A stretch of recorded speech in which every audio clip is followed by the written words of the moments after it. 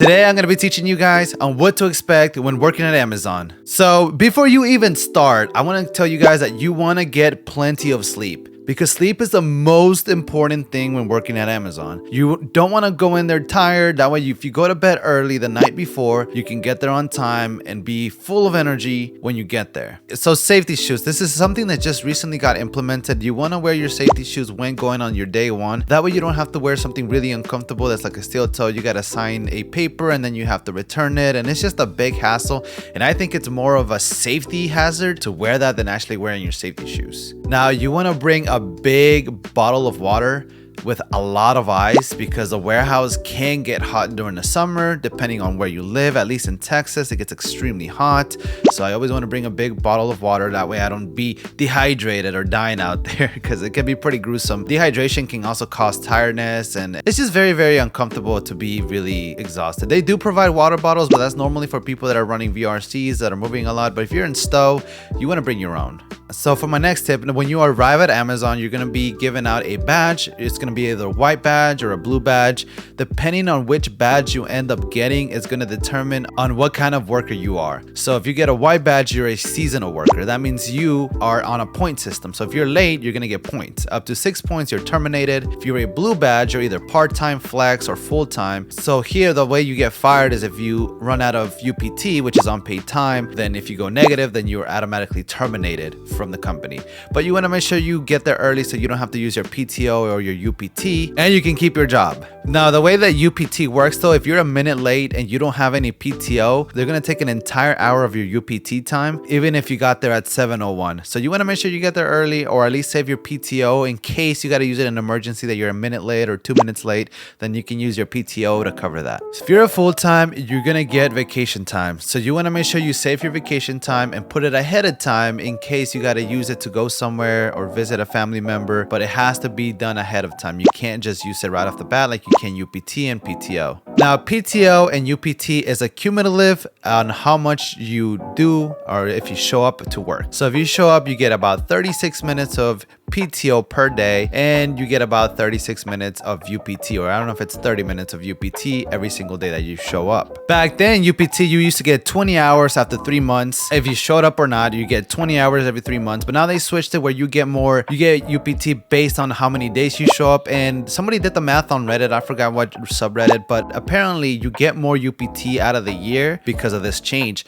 But it also benefits the people that show up every single day compared to those that don't like showing up. Now, when you're inside the building's huge, right? So you get lost the first time you're there. So it won't be that scary because you do have signs that tell you day 1, day 2, day 3. If you're day 1, just follow the signs and just go with the group. You're going to be with a group of people. It's really hard to get lost, so you'll be fine. As for your lunch, when you bring your lunch, make sure you bring a lunch to heat up. They do have microwaves. Just know that it can be a bit of a walk to go to the break rooms.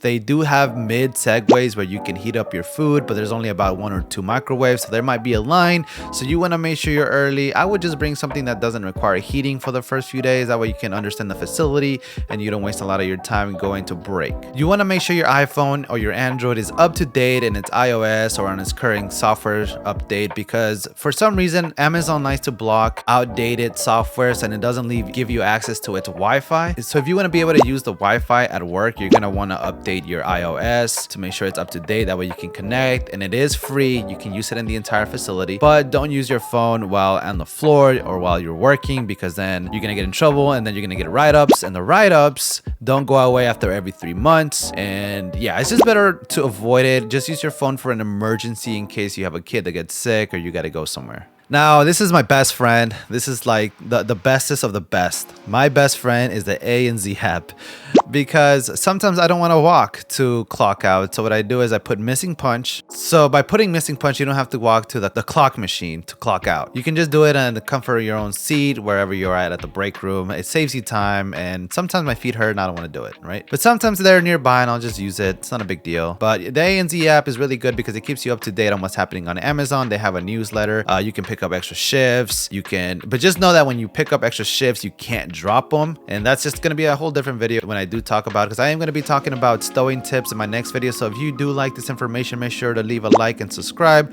That way you can stay updated with some of the news that Amazon is dishing out. Now, learning the facility, it's not that complicated. Basically, the facility, the door that you walk in is normally called the south side. And then you have the west side, you have the east side, and then you have the north side. So just know that the furthest in the back is going to be the north side. The one where people build pallets and stuff, that's normally the west side. And then the other side where there's really not much going on is the east side. And yeah, once you get that concept down, it should be fairly easy to understand how the facility works. It's just like a big giant square. Now, if you have an iPhone, I recommend getting the app to connect your phone to the Apple Pay, because you can use Apple Pay to pay in the canteen and the vending machines, in case you don't want to carry your wallet, because I'd be afraid to lose my wallet there. So I normally get Apple Pay and I'll buy like something off a vending machine, or I'll carry my stuff to the canteens. And yeah, it's pretty nice. You can deposit money in the canteens as well, in case you don't want to do that. There's this also thing called the Vbucks. The Vbucks, you can deposit them in the canteen and you can buy food. And these are Vbucks that you earn through your manager if he likes you, like if you're doing a good job, etc., etc. You're gonna get a bunch of Vbucks. So make sure you save them, and then you can buy yourself stuff for free. Now, a lot of people complain about restrooms, like you don't get enough time, which I do agree that sometimes they can get on you for having too much TOT. If you don't know what TOT means, it's basically time off task. You want to make sure you get back from break on time, and you want to make sure you leave from break kind of bit of not too early. Normally people leave 5 minutes, but I try to do it every 3 minutes. That way, when I do have to use the restroom and it is emergency, then I don't get a lot of TOT and they don't get on my behind about it. Another tip is you could also just go when it's your break time, but sometimes it's a really big emergency, because I've had it happen before where I really have to go and I didn't have to go during my break, then I have to go now. So I'll just go to the restroom, come back. But because I haven't used a lot of TOT when coming back from my breaks, or taking a lot of unnecessary breaks, I haven't really gotten in trouble for it. So you want to be able to do this, that way the system doesn't pick it up and then you get in trouble for it. Now, this is your first month. You want to mess up when you're stowing, whether you're doing something that they're training you at, because this is where you learn the do's and the don'ts. They know you're new, they know you're gonna make mistakes, so your ambassador is gonna teach you everything. So make sure you ask a lot of questions, that way you understand early on what's expected. But again, I'm gonna be teaching you guys all the tips and the do's and the don'ts when stowing. So if you're interested in that, just again subscribe, and I'm gonna have an update video on that next week, so expect it. Now, here's a really, really big reality about Amazon, and I think it's any job in general, not just based on Amazon. But you are at the job site for 10 hours. You will be tired. You won't have energy to do anything when you get home. And it's just an expectation. So make sure that you rest, you sleep well. That way on your days off, you feel more productive and you don't feel extremely sluggish.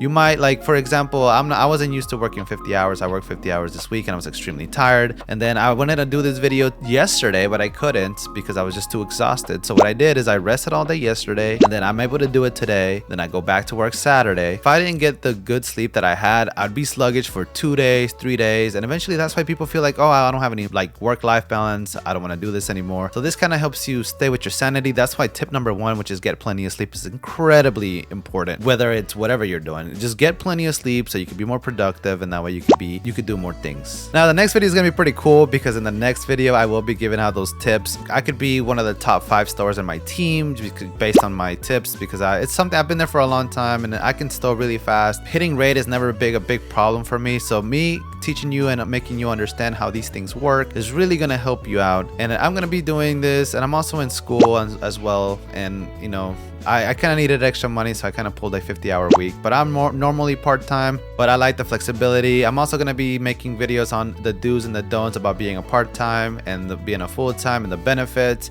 I normally would be a full-time if I didn't go to school, but because I am in school, then I have to go this route. So anyways, I'll catch you guys on the next video, and goodbye.